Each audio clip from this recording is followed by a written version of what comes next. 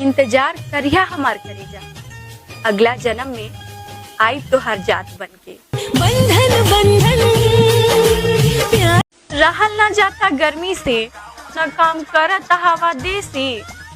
रहल ना जाता गर्मी से, न काम करत हवा देसी। बिना पंखा से गर्मी ना जाता, अब की लगवा दी ना एसी। हटावा पिया पंखा। जान से प्यारे इंसान के हम खो देहनी, जान से प्यारे इंसान के हम खो देहनी। यकीन माना हम हंसते हुए भी रो देहनी। प्यारे नहीं खेली अकड़ थोड़ा कम कैले बाबू, हम ओह जिला से है जहाँ बोली ना खाली गोली चलेला। जिला के रंग तार के प्यार कैला वादा कैला, चल गईला तू रुआई।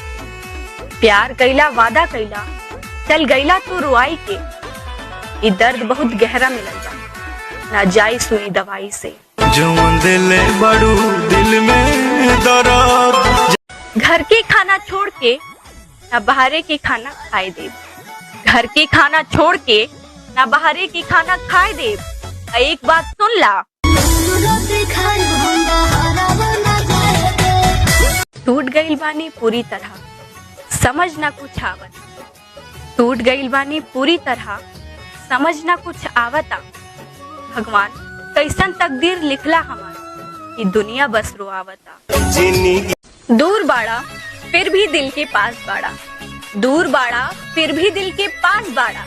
और है करिया शर्ट में लागत एकदम झकास बाड़ा। दिल्ली वाले दिलदार और यूपी बिहार वाले खूंखार हैं। दिल्ली वाले दिलदार और यूपी बिहार वाले खूंखार हैं। और जेपे हमार दिल आइल बा, राजा हमार रंगदार हमें। का बताएं अपन जिंदगी की कहानी, का बताएं अपन जिंदगी की कहानी। चेहरा पे मुस्कान बा और आंख में पानी। जिंदगी के